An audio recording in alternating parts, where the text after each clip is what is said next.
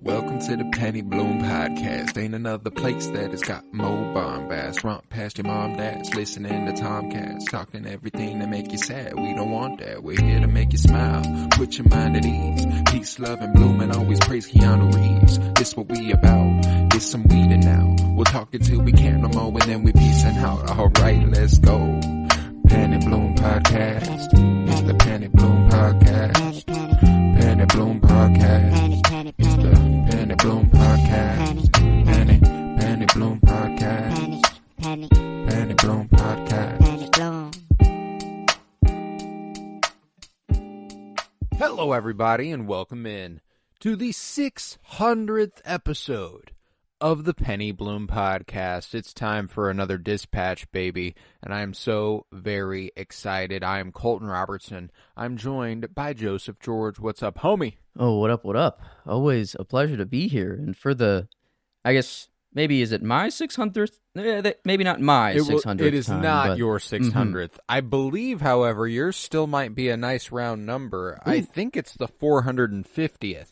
Oh, wow. Really? That's a weird coincidence. I think. Let's see. Yeah, because I guess my start would have been Mando season 1. But yes, then, indeed. Then to go all the way, I guess. Oh, no, it's more than that. This is going to be your 497th. So it's almost your 500th. Ooh, I'm almost there. Okay, wow. Yeah. Almost reached it. But which is crazy. It's absolutely batshit. But yeah, so this episode's going to be a fun one, given that it is episode 600. As it is dispatch, we're going to do a few of the usual things. We'll still do some entertainment news. I'm still going to do some NFL picks at the end. Mm-hmm. But Joe's archaeology segment today is a little bit more personal. Mm-hmm. It's a little more personal for us. It's the archaeology of the Penny Bloom Podcast. We're digging through our past, and we're parsing through it, picking out some favorite moments and such. So we're going to break one of the number one rules of podcasting or radio journalism and pretty much do nothing but self-referential discussion for a couple minutes there. But that's okay. It's 600 episodes. We get to do whatever we want. How you doing, man? Man, yeah, it's I don't know, this blast through the past that I've been doing the last yesterday. It's just been fun. It's been nice to just kind of reminisce and remember about some projects that I don't know, not that I forgot that we did them completely, but we've done a lot of stuff to go back. But yeah, it's been awesome. I don't know how you been this week, homie. I've been swell. It was my first full week back at work in a couple weeks. For whatever reason, like a couple weeks ago, we went out to Columbia. Last week I had a wedding, and I wasn't feeling good on one of the days during the week too. So like, it's been a full week, but it's been good. It's been nice to be back at work. But let's dig on in. I'll do some entertainment. Then we'll do science and sports, and we can top it off with the 600 episode special. All right. All right. Let's do it. All right. So in entertainment, I've got a Denzel Washington section here. Okay. A lot of Denzel Washington stuff this week in the build-up to Gladiator 2 coming out next Friday. Denzel Washington reveals that he will star in Black Panther 3. Ryan Coogler is currently writing a role for him in the film. And this is just, I mean, if there was a place for Denzel Washington to get plugged into the MCU, it's best for it to be here. There were a bunch of rumors swirling that he was going to be Dormammu in Doctor Strange 3, and I remember kind of being like, okay, cool, that feels like an interesting swing for Denzel to take, but all right, let's do this. And that's not true. He is going to be in the MCU, but it will be in Black Panther 3. So I know you're happy about this. Denzel's one of your fucking favorites. Oh man, yeah, Dormammu. I guess I do remember hearing about that. So I guess there were rumors that he would be in the MCU before, but whenever I saw this, I'm like, okay. I don't even know what character he has to be, but whatever character he is in this movie, it just makes way more sense. And to hear from you that this is maybe one of his last 5 projects that he's working on as well, which is crazy that 1 of 5 is a Marvel project. But this is why I have a Denzel Washington section. All right, so check this out. Denzel Washington says, at least as of the interview that came out a couple days ago, that he will retire from acting after his next batch of films. These include Black Panther 3, a film about the military leader Hannibal, a new film with Steve McQueen, who directed 12 Years a Slave and Widows and all sorts of good stuff, a film adaptation of Othello, King Lear project, so a couple of Shakespeare to get him there. And then he says, and after that I will retire. And then yesterday, Denzel clarifies that he is not retiring. Oh. I didn't say I was going to go into retirement. I said it has to be at a certain level of interest to me, which is just a hilarious, bold-faced fucking lie. Because the video, he goes, and then I will retire. So it's very, very funny. I'm assuming that the original interview might have cut it a little bit to make it seem like he was done. But so yeah, we don't have to count on Denzel leaving. Okay, well that's at least. I didn't want him to Quentin Tarantino himself and just kind of be like, I'm gonna cut my number off at this. It's not like that, you know. It's not. He's an actor, man. When you have a job that is creatively and artistically fulfilling, you don't stop doing that fucking job. I don't know. Like, at least that's how I look at it. Like, if I got to do nothing but get paid for creating shit all the time, I'm not retiring. You know, like, I'm going until I die. Yeah. I might take a break, you know, if I can afford to. But it's passion. And Denzel obviously has a ludicrous amount of passion for acting. So, like, I don't know. Whenever I hear any of these creatives go, oh, I'm going to retire after that, you know, to each their own. That's a personal choice. When it comes to Tarantino, I think that's fucking stupid. When it comes to Denzel, you know, I think you've earned your day in the sun. But let's not act like you haven't had plenty of days in the sun, you know what I'm saying? Yeah, I guess he's 69, you know, he's about to be 70, you know. I guess he's getting up there. But, you know, Samuel L. Jackson, he's 75, and that dude's still... Yeah, I'm like, Harrison Ford's 83 or whatever, 82 or whatever the fuck. Like, it's, like, Clint Eastwood just directed one of his last films, and he's 97. Okay, yeah. So I'm like... That's my thing, is that, like, don't get me wrong, everybody has their choices and their right. If they don't want to work at all for the last 20 to 30 years of their life, I can't blame you one bit. It's just one job where I feel like I can also understand wanting to work until you die. It's that. Man, yeah, just I don't know. It'd be I need that kind of like really old Denzel in a movie at one point, you know? I don't know. Whatever that will be, but like it'd be, I don't know, just if he leaves here soon and then we don't get that like wizened Denzel. I don't know, maybe Gladiator. Well, it's just crazy because he's 70. Mm-hmm. But he ain't your typical 70-year-old, bro. Like, he looks fucking incredible. He does look really young. That's an insane 70 that we're looking at with Denzel, which is why he doesn't feel like the wizened old man. Like, he is the wizened old man, but he doesn't fucking look like it, which is insane. But the other thing to consider is that this is 5 movies we have listed here, which is probably, on the long end, 2034 would be the soonest we're looking at that being, or the latest we're looking at that being done. True. Like, 5 movies takes a long time.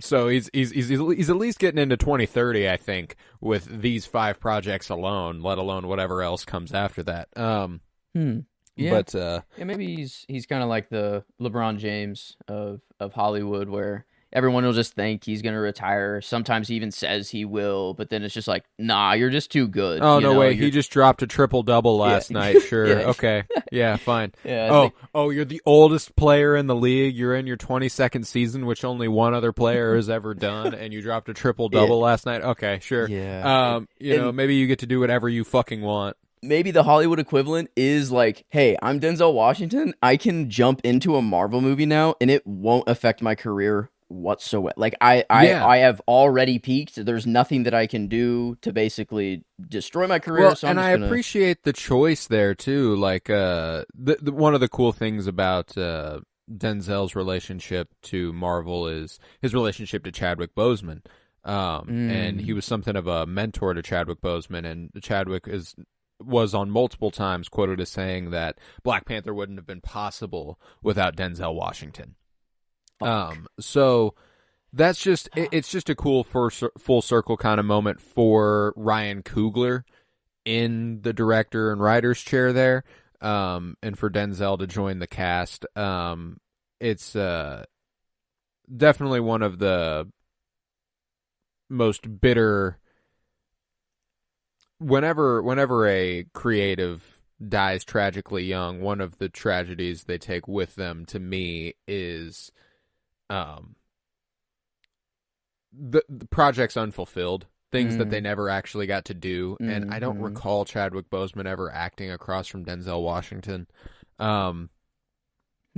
which would have been. And I mean, maybe they have. Maybe I'm mistaken there. Maybe I'm forgetting something in a major blind spot. Well, I googled it. Nothing showing up. Nothing.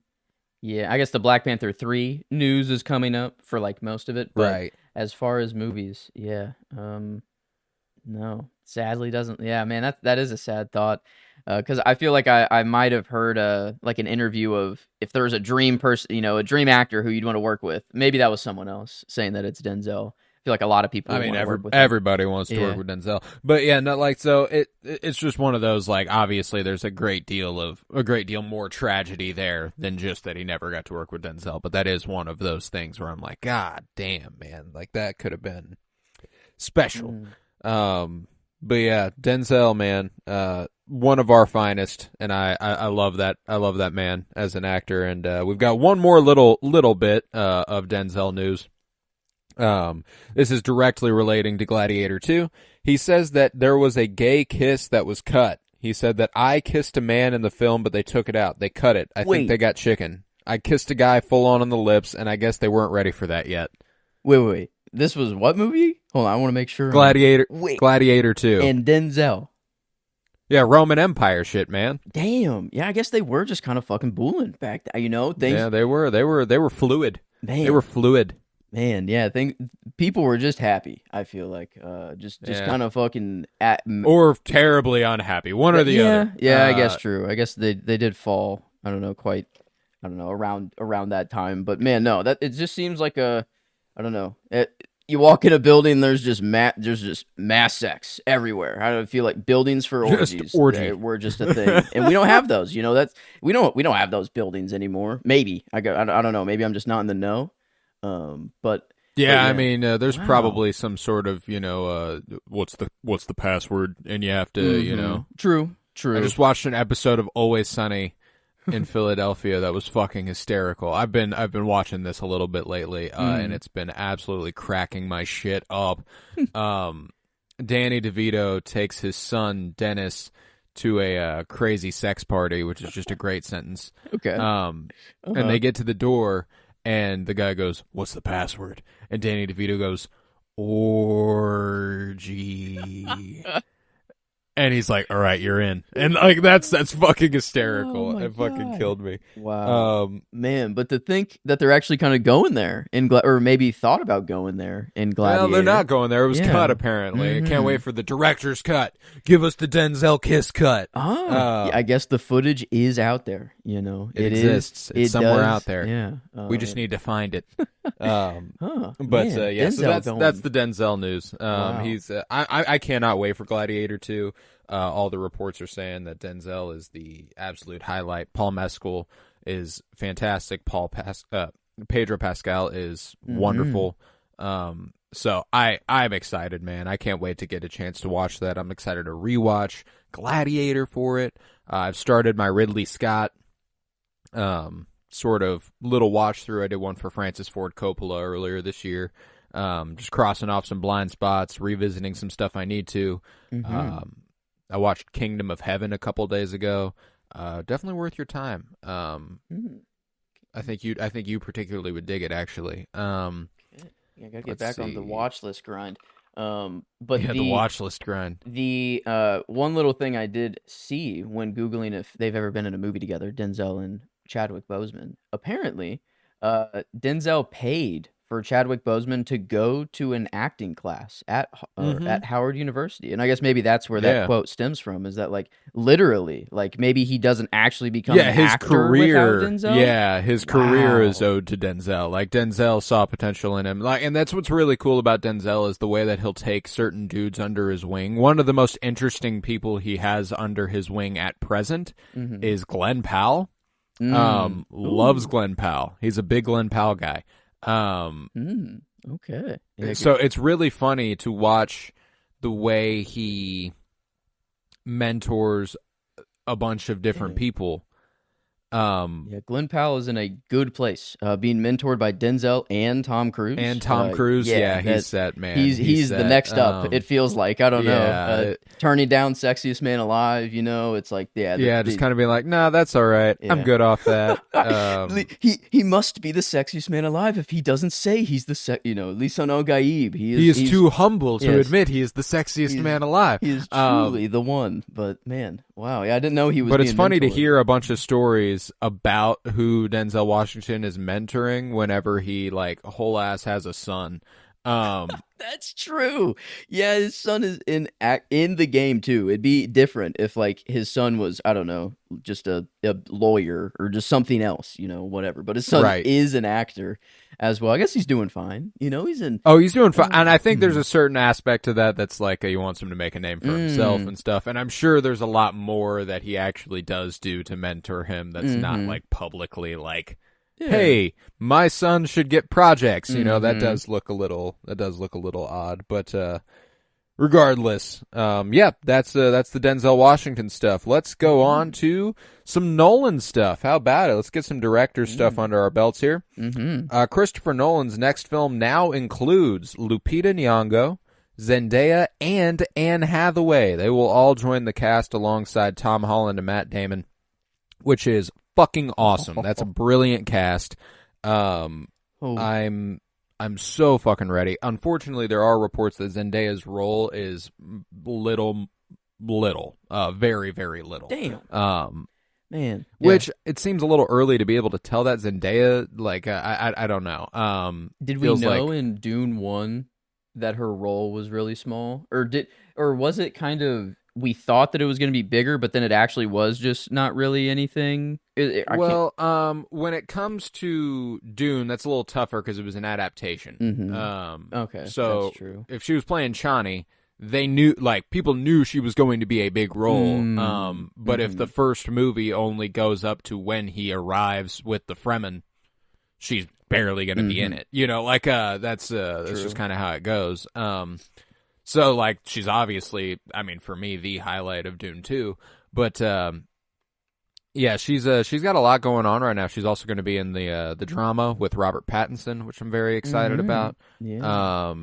She's obviously she's going to be in Spider-Man 4, and that's the next piece of little trivia here, is that Tom Holland and Zendaya have this and Spider-Man 4 releasing in back-to-back weeks in summer 2026. Damn. What a power couple. I mean, they are just, man. I mean, what more could you want? You're both actors. You're both hot as hell. Literally do not know. Literally do not think there are two people on Earth happier than them.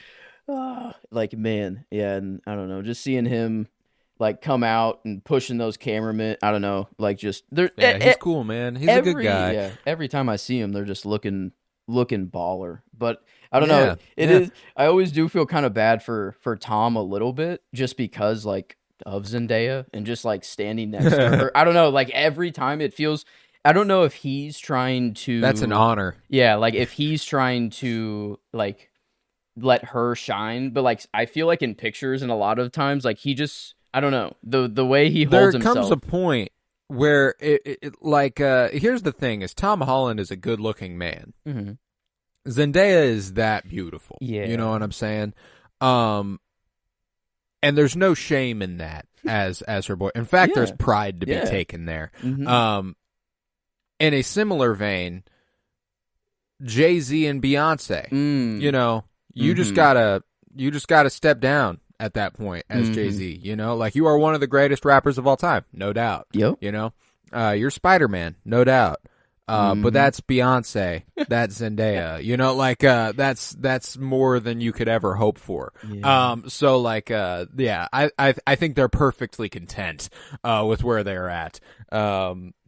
But yeah, this new Nolan film though, with them, it's Anne Hathaway. up, man. I guess I didn't hear her. This thing's gonna make a Billy. Like, what's the is it an no idea. Is it an adaptation?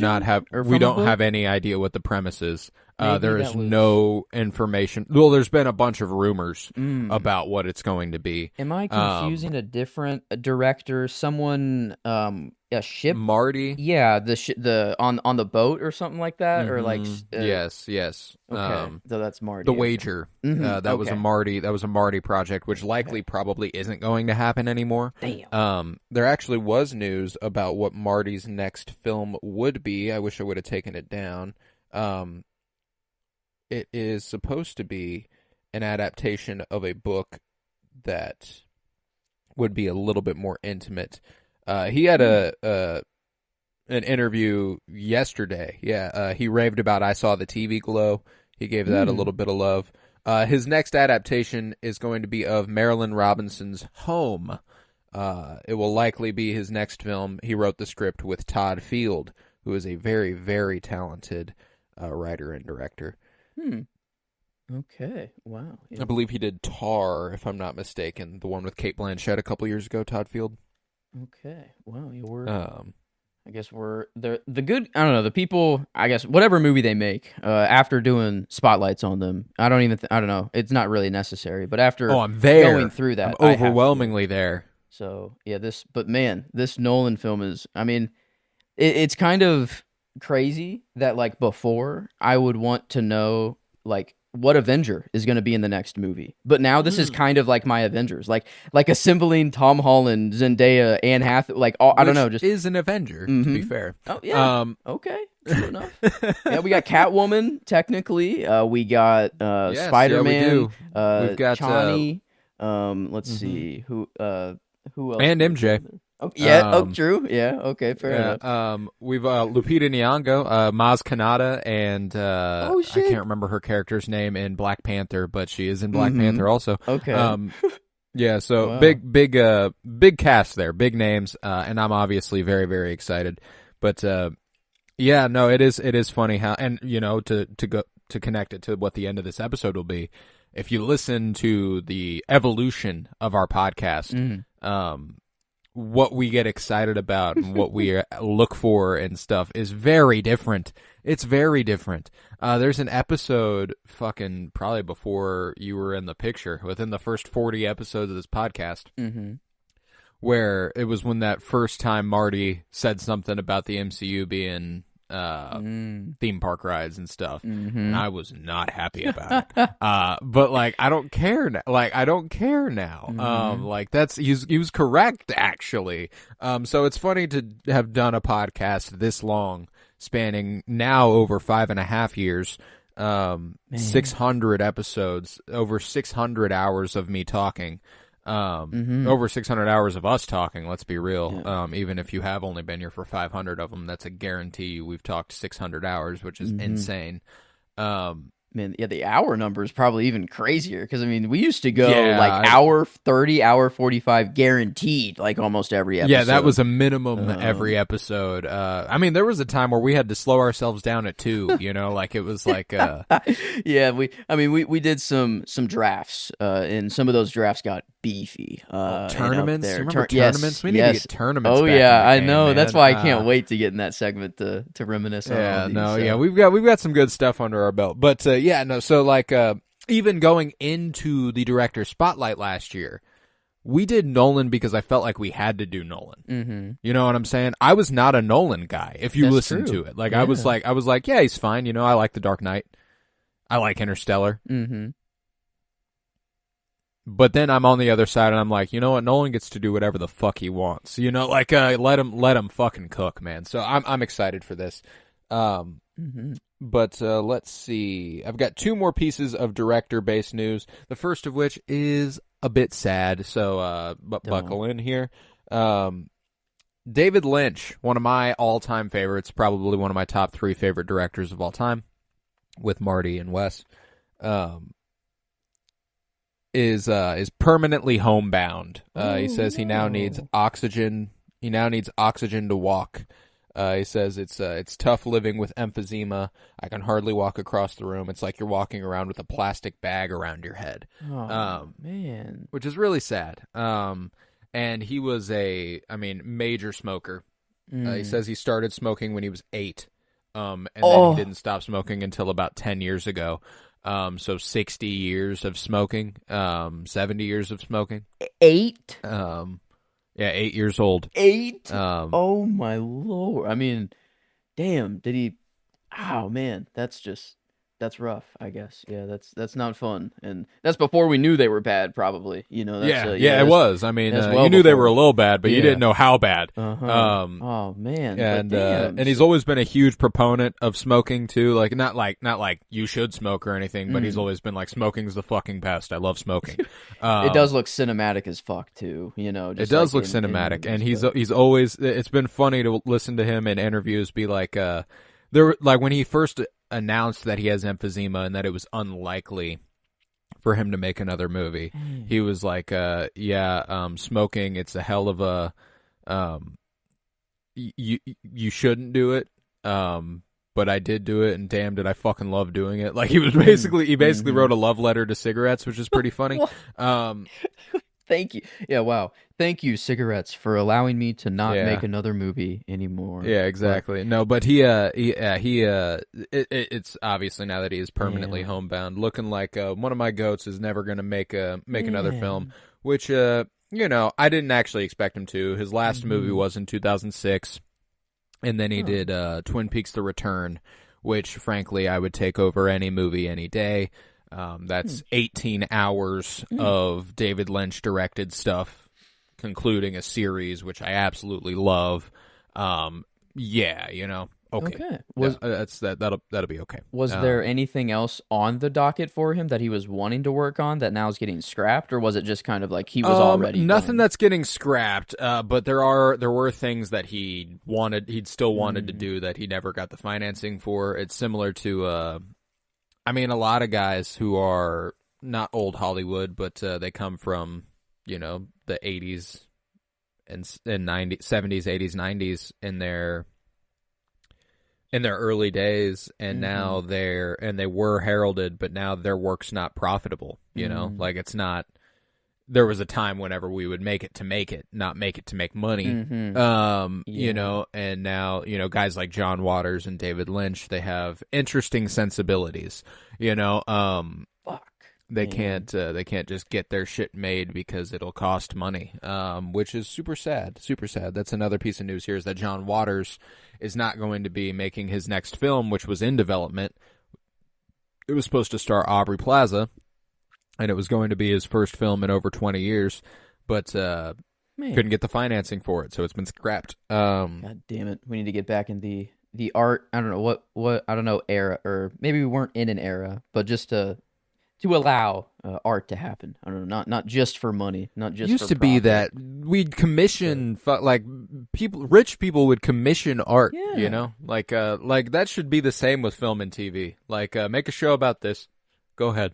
Yeah, if I'm ever, I think that's a good idea. Like, if I don't think I'll ever get to the point where I have so much money that I don't know what to do with it. But if I do, then I'll just give it to artists and be like, hey, as a kid, I've always wanted this movie to be made. You're good at doing the stuff. Is there anything you can write that's that's close to this? Give a world a cool movie. But man, that is kind of sad to hear about Lynch. I guess I've never really dove too deeply, I don't know, into him or anything. But you did give me Mulholland Drive. I guess it's written by him, Mm-hmm. and directed by him. I do have the And physical, directed by him. so I think I don't And know. Blue Velvet, right? Did I end up giving you Ah, Blue that's him Velvet as too. well? That's Okay. also him. Okay, yeah. Yeah. So I feel like I was gonna say I was gonna watch I don't know. I do need to get back on the movie grind, and I do have a movie slot open tonight. I feel like a Yes, Lynch yes, feels yes. right You tonight. would, I think you dig Lynch stuff too. He's got Mm-hmm. just a bizarre sensibility that makes you think,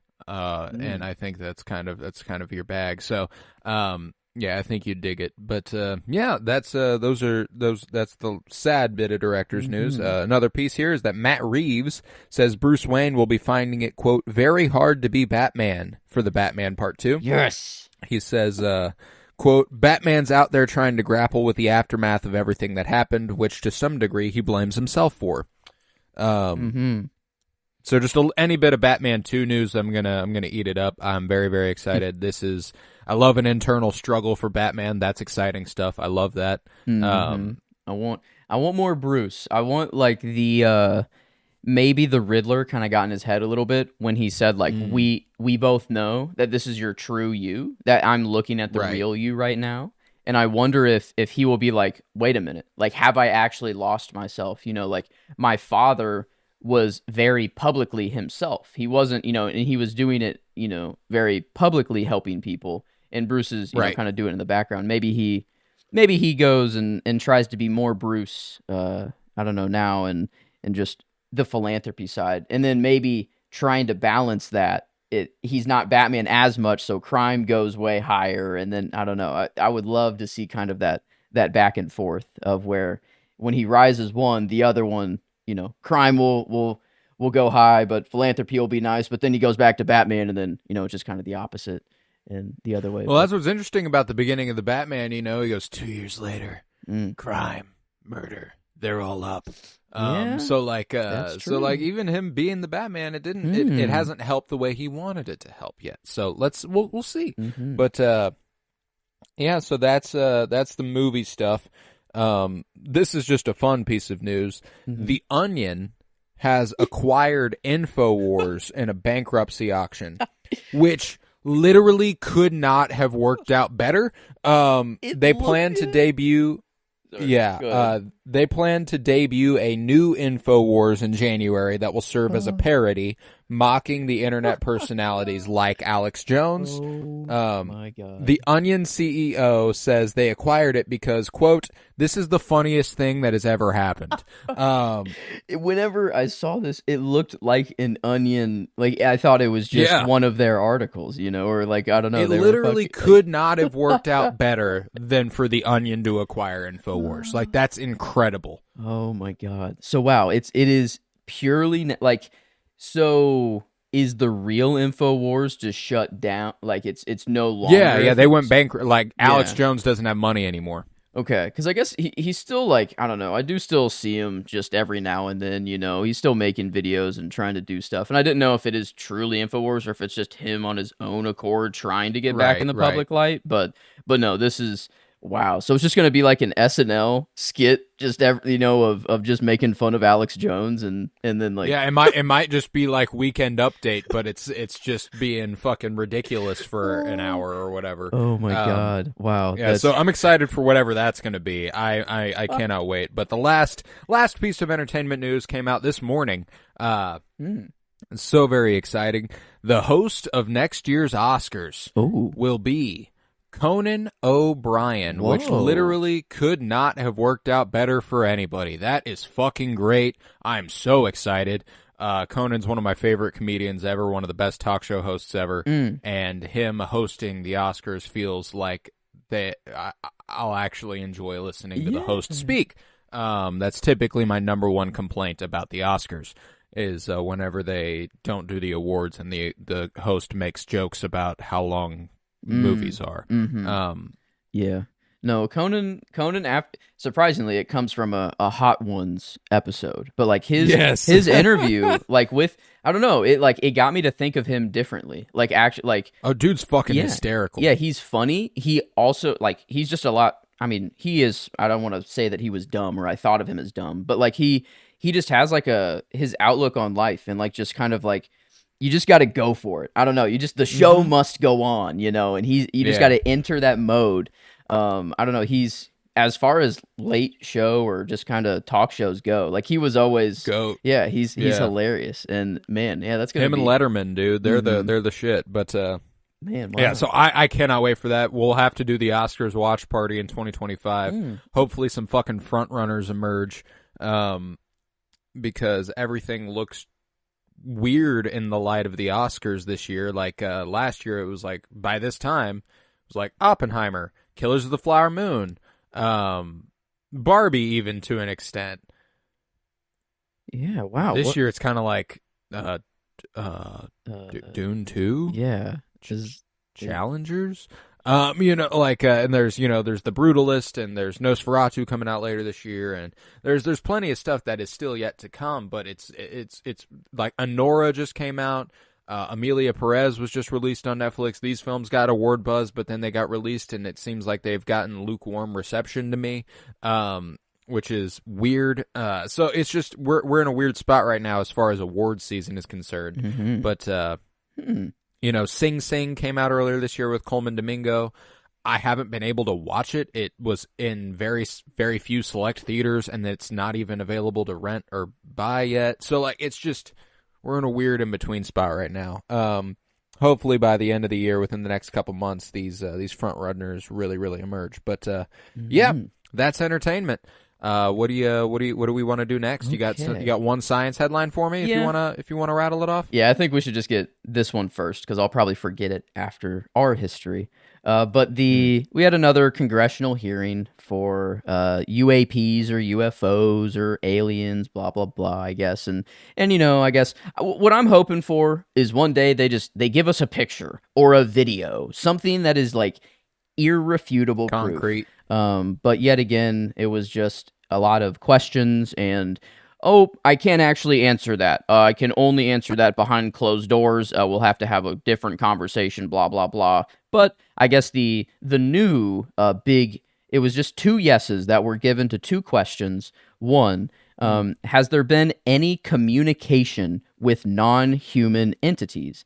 And the guy, he was like a previous high up in the Pentagon and like the CIA. I don't know. This dude's very, very credible. He says, that's a tricky question, because verbal communication, I don't know, and I can't confirm that, but non-verbal communication, yes, 100%. But the way he defined that was like, if there's a Russian jet in our airspace, in U.S. airspace, then us just sending 2 jets to go meet it is non-verbal communication. We are saying that, hey, we intend to find out what the fuck's going on, and if not, we're gonna shoot you down, kind of. So that's all that it could be, but it could be, I guess, more. Some people are crackpotting and saying that it's like, they don't communicate verbally; it's all telepathically, blah blah blah. And so, sure, it could be, but I'm not gonna. I doubt it though. Yeah. I'm not going to go down that road until I guess we get there. So the communication was one, and then just are there programs to go and look at and retrieve alien craft? The answer was yes. So just kind of things that I feel like were already known from the last hearing, so it feels like nothing's really changed at all, but I guess it's back in the conversation, so maybe there's going to be more.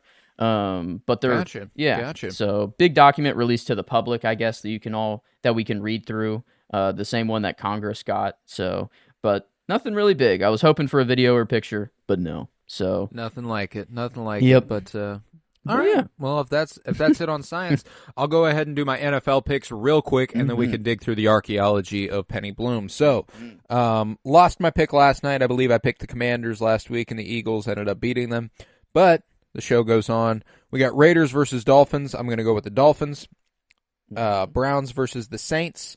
I'm going to go with the Browns, I guess. Okay. Colts versus Jets. I'm going to go with the Jets. Vikings versus Titans. Vikings. Packers versus Bears. Sadly, the Packers. I've been pulling for the Bears, but they're a shit show right now. Jaguars versus Lions. Lions. Rams versus Patriots. I'm I'm gonna go with the Rams. Ravens versus Steelers. Ooh, fun one. I'm gonna go Ravens. You know what? No. Ooh. I'm going to go Steelers. I'm going to go Steelers on principle because I'd like if the Ravens lost another game just to help our AFC odds because we can't be undefeated forever. And if any week proved it, last week was the one. Seahawks versus 49ers. I'm going to go 49ers. Falcons versus Broncos. I'm going to go Falcons. Chiefs versus Bills. The Chiefs. Bengals versus Chargers. I'm going to go Chargers. And then Monday night, Texans versus Cowboys. Sorry, Dallas. Yet again, I am going against you with Houston. And then next Thursday brings us Steelers versus Browns, and that's a Steelers pick easy. So, that's sports, and we can get into the archaeology of Penny Bloom. Yeah, first time looking through, the Chiefs are actually not favored for the. I believe it. I believe it. But, okay.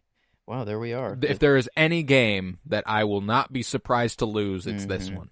Yeah, well, I mean, hey, we're undefeated so far, so it's fine. I feel like it's bound to happen at some point, but it'd be nice to stay that way. But okay, the pick ideally the pick is in. We're possible of $300 coming our way from $1. Beautiful, but beautiful. Okay, well, man, I guess to jump into our own history here. What I did first was just take down every project that we've done that at least was more than just one episode. Something that required more than one episode. And I guess I broke it up into a season. The only one I didn't break into seasons was Game of Thrones. I just kind of left that one as its own. But then if we ever did like Bad Batch or let's see, Mando. I broke those up into other seasons, but I'm just curious, since I came into the show, how many of those projects do you think we have started? If you were to just get a number, A number, a lot. Does this include like tournaments? Yes. Like sustained? Okay, okay. Yes. So top 100s and stuff. Oh, yeah. Okay, well, we've done at least 3 of those alone. Yeah, I guess a little trivia. I guess here, no points or anything. Nothing. Nothing here. But I'm gonna go high with it. I think we have done 20. Double that and add 3. We've done 43 separate projects. Yeah, and that was kind of. I started writing them down, and I'm like, oh my god, it just kept going and kept going. But, like, obviously the TV shows, we had Mando, which was my start coming in here. And then we went into, I guess that's what birthed all of this, was actually Kyler responded to one of your tweets saying how at one point in time I was really fronting to eat Baby Yoda. And that was before we even knew he was Grogu, before, all of that. And true. So true. that was a lot of fun going into WandaVision, crackpot theories beginning there. That's where it all. I completely forgot MCU stuff. WandaVision, Falcon and Winter Soldier, Loki. All those, and then we started the Bad Batch, bitches. Right after the Falcon and Winter Soldier. A lot of fun. And then we did our first bracket, our first tournament here, the Star Wars 64 character bracket. And I remember we did one episode where we just established the seating for it, and that took about 3 hours to do. And then the actual bracket itself takes a couple episodes. But then we did a Marvel 64 character bracket. Yes, we did. After that. And then enter Book of Boba Fett. The Sarlacc Soundwave, one of my favorite names that we've just, I don't know, that one's just hard. Nice. And then the start of kind of the first project that got me to think of movies differently, the 52-year journey. I feel like that's kind of the first project that we started that kind of felt more prestigious a little bit for, I don't know. It just, it was us going beyond our comfort zone. And man, I don't know. I that has just a lot of, like, first viewings for me that I've never seen those movies that I don't know, they're some of my favorites of all time now. They're formative. Yeah, they're formative for sure. So yeah, I don't know. That's one of my favorite projects we've ever done with the 52-year journey. But then, so, we've done a Star Wars 64 character draft, a Marvel 64 character draft. Then we did a Marvel 64 movie tournament and bracket there. That's so fucking yeah, wild. we went there. And then we did a top 100 just favorite Star Wars characters. So the 64 character bracket, nope, not quite enough. We have to do our own top 100. And then finally getting into Moon Knight now. We're into Moon Knight. And then right after that, we do a top 100 comic book characters. After that. And then we get into Kenobi, the Council of Kenobi there. We did a few 5x5s. Oh yeah, we used to do those. Those were fun. 5x5s. Yes, the Star Wars 5, top 5 different categories. Those were always fun. We did Star Wars and then a comic book, or live action comic book one, and then we started Westworld season 4. Kind of a sad one to remember, just because we don't get the season 5. But man, I loved Westworld season 4. Yeah, it was special. And then we start House of the Dragon season 1, which is kind of crazy all through this, and then Andor. And for context, everybody, I guess by the end of Andor here. Mm-hmm. No, I mean, sometime during the run of Andor. All this that you have mentioned is the span of 2 years. Mm-hmm. So far. 2 years. That's true. Yeah, I guess it would have been nice to everything put you've dates mentioned next is to from here. September 2020 is when Mando began for us. And Andor began August of 2022. Wow. So Yeah. Okay. And then that is okay. I'm just writing that here for my own personal sake. To get that there, that is crazy. That is 2 years, and then starts Winter is Blooming. I did write that date. I guess I wanted to know the date that we started that, which that's was Halloween. Yeah, October of 2022, which is crazy. And then we also started around that time the comic book journey. We started that 2 years ago. Yeah. Game of Thrones took quite a while to finish. Yeah, it's. I mean, we finished that a few months ago. That's fucking crazy. Yeah, and we started the comic book journey through film closely after that. We would still be going on that one. I'm pretty sure if we were. Because we ended. It's actually fucking hysterical that we started Winter is Blooming sooner and finished it later than the comic book movie journey through film. Yeah. Obviously, we cut the comic book movie journey through film short, and it is something that we should keep on the back burner as a potential revisit eventually. But we'll get Guardians eventually with the Superman viewing. We'll have like a little. We'll chip away at it in a different way. Yeah, for sure. But man, yeah, I guess where did we stop at Ant-Man? Is that Ant-Man, where we stopped? yeah. So I guess we got kind of far. I mean that is still a lot of movies, and that it did take a while. But that was fun to just kind of go through all those just in year, or it was kind of cool to see the evolution and like just to actually watch every comic book movie from just time wise. But then we get into Bad Batch season 2 here, another short one, The Last of Us, getting in there. I forgot about that. That one was a lot of fun. Another draft here. We did a comic book character draft right before Mando season 3. And Mando season 3 was Mando season 3. And that's okay. But after that, then we do a top 100 favorite Star Wars characters again for the second time. We had to redo it. And it did actually change quite a lot. It changed quite a bit. Yeah, that's why we did it. And then we began the Ahsokast for a little bit. We did a little bit of Clone Wars with just the arcs in which she was in there, and then a little bit of I think, did we get to maybe we didn't get to any of the Rebel we stuff. stopped very, very soon. That did not last long. But which is not something we do a lot, by the way. I think might be a sole example of us starting something we couldn't finish. Yeah, I think probably. I don't know if this was the reason, I can't remember, but right after this is the director's spotlight. Whenever we started Wes Anderson, Nolan, Greta Gerwig, so I feel like maybe we were like, ooh, movie time. It's time for movies. Time for movies because after Greta Gerwig, we did top 100 favorite movies. Is whenever we did that.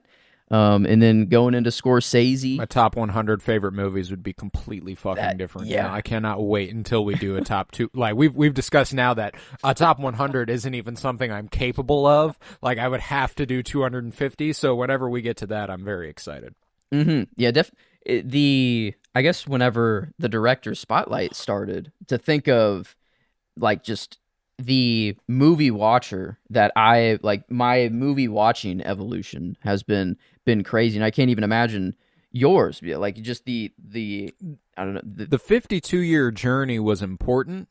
I'd say the director's spotlight was actually the true fucking evolving point. That was when it was like, oh wait, because I look at whenever I watched Wes Anderson's movies for the first time, which was only a couple months prior to the spotlight, which is why we did the spotlight, because I watched those movies a couple months prior. I was like, oh yeah, gotta do this, gotta figure out a way to do this. 2023 was a very, very important year for me as a movie watcher. My tastes expanded like crazy. I credit the director's spotlight with a lot of that. That's true. Yeah, like sitting. It was also a lot of fun knowing that at the end of the spotlight we would have a movie that we could sit in the theater and watch. And out of all of them, I mean, Oppenheimer was one of them for Nolan, which is crazy. But I mean, Asteroid City. I if I have to pick one, I mean it. Oh, I mean, well, and there was a different build-up with Wes. We did his full filmography. Yeah. You know, we only did 3 Nolan. We did 2 Gerwig because she only has 2 solo directorial efforts. But yeah, when it comes to the director spotlights, the 2 that I look back on the most fondly are Wes and Scorsese. For sure. Oh man, Killers of the Flower Moon. That's one that I feel like I have not given enough credit. I have not appreciated that movie as much as I should. I still have only seen it twice, which I feel like is kind of criminal. But because like Asteroid City, I've only seen it twice too. Oh, I mean, wow. it's 3.5 hours. Yeah, that's true. I mean, I guess Batman is. It's not 3.5, but I don't even know how many times 45, I've seen the Batman. But no, Asteroid City. I mean, I've seen it. I think I stopped counting at some 10. point. Like, it was like, at least 10 times.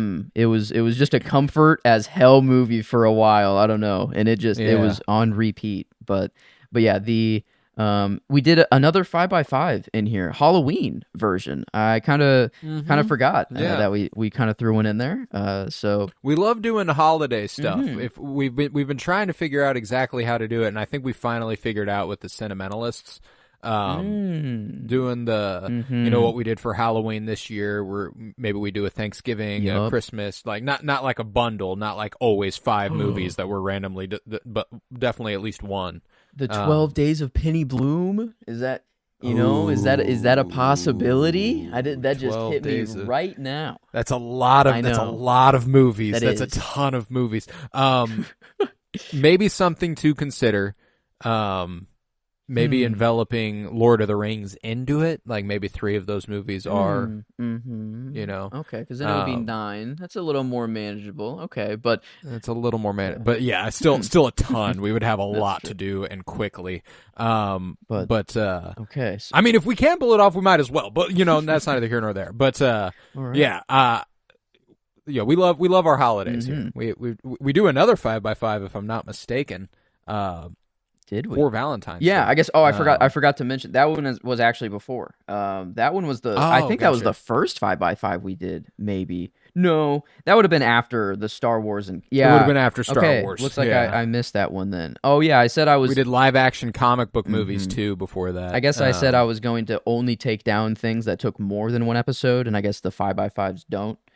So I guess that I went against what I said, but that makes sense. So maybe that's why I didn't take down Valentine's Day for whatever reason, but I took down the others.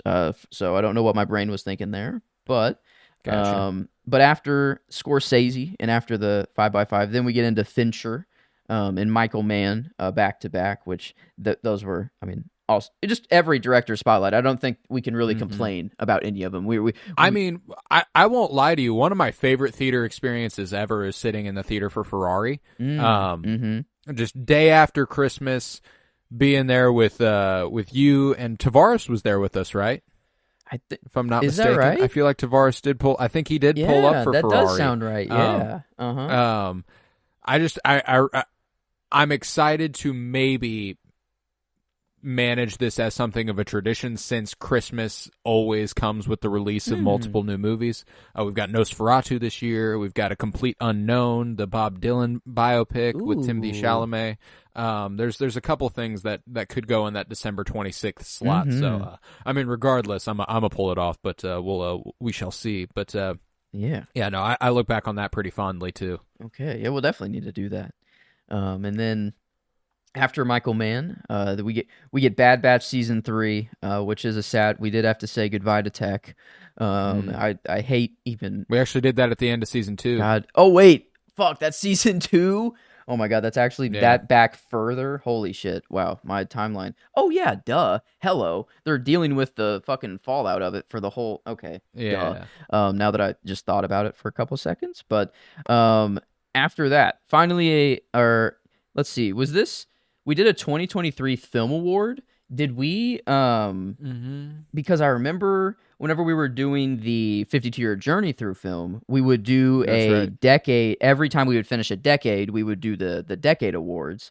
This is separate, right? This was just a pure like our kind of we did solely the 2023 film slate. Yeah, like we did our own awards we did our own Oscars. That's right. Yes, the Penny Bloom Awards. That's right. Yes. Yeah.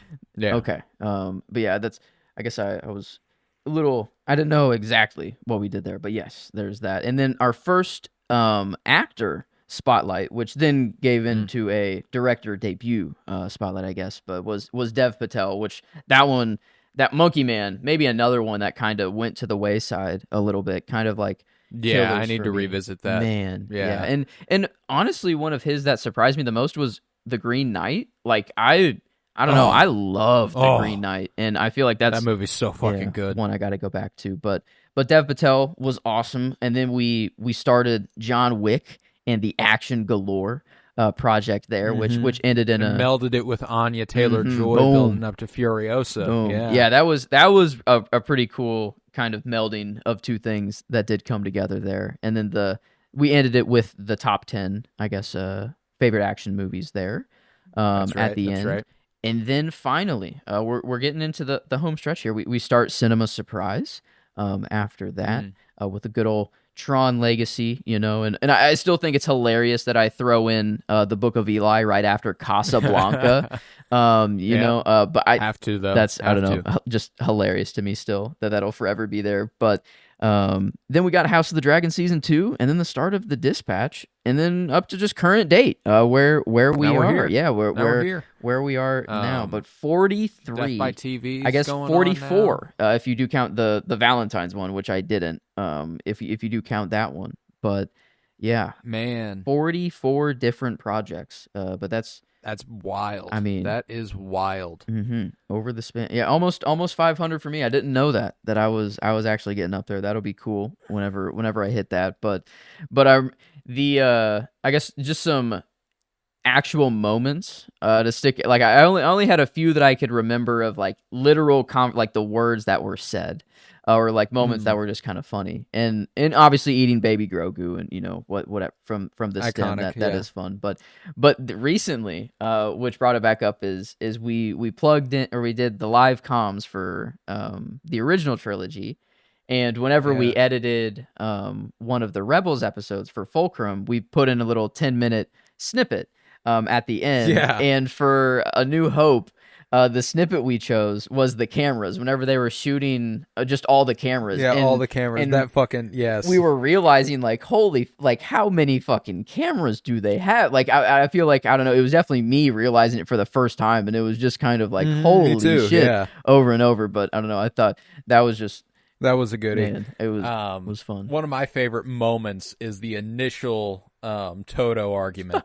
The first Toto argument was incredible because me and Kyler were like, this guy's kind of annoying, and you guys were like, he's not that annoying, and like that's how it started. It was not extreme. Nope. Like it started in a place where we were like, fuck the little guy's, he's a bit annoying, and you guys were like, what's wrong with Toto? And we were like, fuck Toto, I fucking hate Toto. And like by the end of it, we've got me and Kyler being like, Toto should fucking die, and in the worst way possible. you guys are wanting that's a classic. Toto to just... We wanted Omega to blow his fucking brains out. That's what we wanted. That's how it started. This poor little droid. Well, I mean, he does have quite, the Cad Bane. He's got a rap sheet. Yeah. He's got a rap sheet. It does suck that he's up there. But man, that's always going to be one of my favorites. We had some good, me, you, Kyler, and Miles. Whenever it was, I missed the Bitches 4. Getting the Bitches 4 back in here would be nice at some point. Little cue the noise. Cue the noise. Yes. Gotta bring that one back. How did that one? What was the start of that? Where did that one even begin? Or what was the? Because it eventually just became whenever there was kind of an inside joke moment, we would just say cue the noise. But what was the first? Yeah, I cannot remember the inciting event. Because where did the phrase? I think it was anytime we made a deep cut reference, we were like, we should have like a little sound bite. Maybe that was it. Yeah, but like the sound bite became us cueing the sound bite. It was like cue the noise. But that's right, man. Yeah, that's a classic. One of my favorite episodes, on a personal note, that I feel kind of began the modern era of the podcast. And obviously that's evolved quite a bit. But, you came on board for the Mandalorian rewatch. You rolled into WandaVision, and we could talk all day about how fun the fucking WandaVision watch was, all the theories, all that, all the spin in there we did. But when you were on, we were always in a group setting. It was always me, you, Kyler, me, you, Kyler Miles, me, you, Tavares, me, you, and someone else. And then we did the Star Wars tournament, just us. But the first thing we did that was outside the bounds of what we typically did is an episode called Essential Comfort Viewing. And this was early on. This was 2021. I think it might have been what led us to spawning the 52-year journey through film. I remember this very vividly because my dog was sick and she had to go to the vet, and I was having a rough day, and I was like, hey, I want to do a podcast. Are you free? Can we do? And you were like, yeah, let's fucking do it. So it's just personally important because I needed a friend. I called on you as that friend, and you answered, and I appreciated that greatly. But beyond that, I think if we hadn't done that episode, there's a chance that a lot of those 44 projects you listed don't happen. So I feel like that's kind of a ripple episode that kind of led to other things. Man, I wonder what because it was the first time I took advantage of the fact that you were home and free. Yes, unemployed a lot of the time. At that time. Yes, unemployed. Not a lot. I know I was kind of the dog in the sense a little bit, just kind of down on the health, not being able to go out a lot. Yeah, a lot of free time, a lot of time to watch movies, TV shows, anything. It was. Man, special era there it's like for the podcast, not for you. It's like I wish I could go back for all the free time and the amount of movies and stuff I used to watch, but then also it's like I would much rather prefer to have the health I do have now. So it's like, you're like I actually feel a lot better than I did then, so maybe it's not the worst thing. No, I'm with you. But yeah, so Essential Comfort Viewing, that's one that I look back on fondly. I got to give that one a listen, man. Yeah, that one will 2 hours at that too. Hour 59. I wonder. We talked for a while. I wonder there. what I know Spider-Man came up, Superman came up, just a few of the essentials there. I definitely wouldn't have had Fantastic Mr. Fox yet. I'm like instantly throwing it up there, but I'm like, I haven't even gotten to that point yet. You haven't even watched it yet. That's why I'm like, it is interesting because that's probably a good benchmark for how much, because it's prior to the 52-year journey even. Oh, so, man. Wow. That'll be a fun listen. Yeah, I'll definitely have to listen to that one. It's that and another episode we did called Made in America, which was just us rambling for a couple hours. We just didn't have an agenda. We just talked for a while. That was only a couple episodes later. We talked about The Sopranos a lot prior to you having finished The Sopranos, and this was 3 years ago.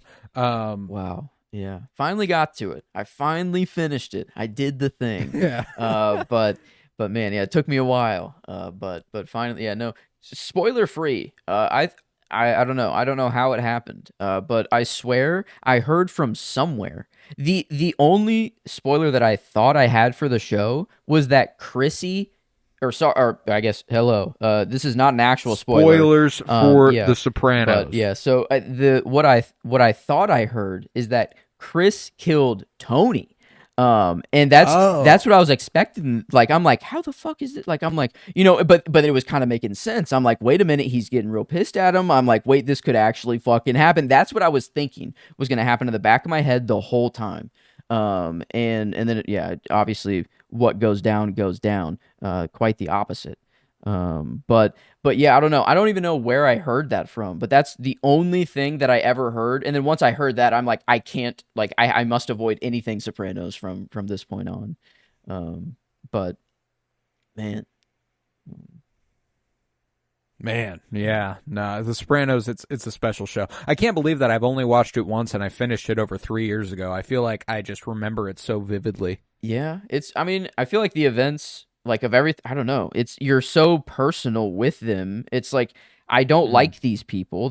I shouldn't root for them, but I want to know every little detail of their lives. Like, it feels like they are real people. And just, it was such an insane show. I don't know. It is unlike any other. It's just the modernized version of Game of Thrones, I guess. I don't like just the amount of detail you can get with characters and just have just an epic story actually end well too. So kind of even a little step up on Thrones there.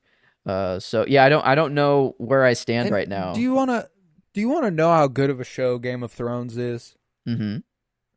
We were talking, we've been talking all this time, about how it took us, a year and a half. We started it in October 2022, finished it earlier this year. I believe it was April of 2024. It's been 7 months since we finished that rewatch now, which is crazy. And you know what doesn't sound too bad to me right now? Rewatching Game of Thrones. Rewatching Game of Thrones. Like that's I won't do it, but like even at present I'm like that show's just got it, man. I fucking love that show. Even after spending all that time, even all after those that, episodes, I'm like dissecting every single part of every episode. The first rewatch on the other side of the rewatch is going to be crazy. Wait, you're right. Wait a minute, you're actually right. Do we start the rewatch part? The rewatch of the rewatch? Yeah, we cannot. We cannot. Yes, no. We have too many other things. No, I meant a personal Game of Thrones rewatch, blitzing it as fast as I could. Yeah, no, we've got too many eggs in too many baskets to commit to something that'll take us 76 fucking weeks again. But we did it. Which we did randomly on October 30th. We did it. We were like, hey, you want to start Winter is Blooming tomorrow? Sure. That actually is crazy. We did just on a whim. We're like, fuck it, rewatch Game of Thrones? We've got free time. We don't know what'll happen in a year and a half from now. Fuck it. Hey, but we got there. Yeah. We finished it off. I mean, hey, one of our strongest shows that we've ever done. I feel. One of our best performing too, downloads wise. That was popular. They loved that. They loved Winter is Blooming. But we love Winter is Blooming, don't we, folks? We've done well. We've done well in our time. Here's to another 600, my friend. Man, yeah, this is 600 episodes. That is a lot of hours, a lot of a ton. If AI, well, and that's not even including what we've done with. We've done 10 episodes of The Sentimentalists now. We've done 20 whatever of Fulcrum on its own. We've done 8 of Death by Television. So like we're nearing on a real note close to 650 recorded, which is crazy. But this is the 600th episode of this show particularly. So we've had a great time, and we don't plan on stopping anytime soon. Incredibly grateful for you for helping me channel the energy I have into something that is as fun to do as this. And all the same, right back to you, to allow such a blabbing, just kind of crazed idiot to just come on and have a platform to come on and just spit random theories. If you would have told me WandaVision era. If you'd have told me during WandaVision that the person who was going to end up being my regular co-host on the Penny Bloom podcast was the guy who thought Haywood is Ultron, I'd have blown their fucking brains out. And it still might be possible. We don't and it's still possible. No. But wow, that is a crazy sentence to say. The guy a long time ago, long time coming, and but man, this is a crazy moment. I don't know. It feels like that. I brought up a while ago that one monument that they're putting one stone down every decade. Yeah, right. I feel like we kind of do one every 100 episodes now. I don't know, kind of like a reminisce or something like that. We take a little. Yeah, look at that. Well, it takes a long time. We reached 500 in January, so I know it's only been 10 months. But even so, that's a long fucking time. It's 100 episodes, man. That's a lot of time that passed. But here's to another 100 and 100 after that and 100 after that. And with that, I think we can conclude this episode of the Penny Bloom Dispatch. If you would, head to TikTok, follow at Penny Bloom Dispatch, follow on Twitter at Penny Bloom Pod, leave a 5-star rate and review, and download wherever you might be listening. And check out The Cinementalists. This week we've got Temple of Doom, and we are covering the Indiana Jones franchise in full. You should check it all out for us. We've got it all. It's a lot of fun. We're doing Lord of the Rings to wrap up the year. Cannot wait for that. We're actually going to start recording that next week. I'm so excited. We're very up right now. Death by Television will continue in a couple weeks with Dune Prophecy. We're going to cover the first 3 episodes of that. The Rebels rewatch is nearing a close with the end of season 2 going into December, and then we're going to cover Skeleton Crew. Very exciting stuff. Tons going on, and we've got tons to go. So, if you like it, stick around, leave a 5-star rate and review, and keep checking us out. But with that, I was Colton Robertson. I was joined by Joseph George. Thank you very much, homie.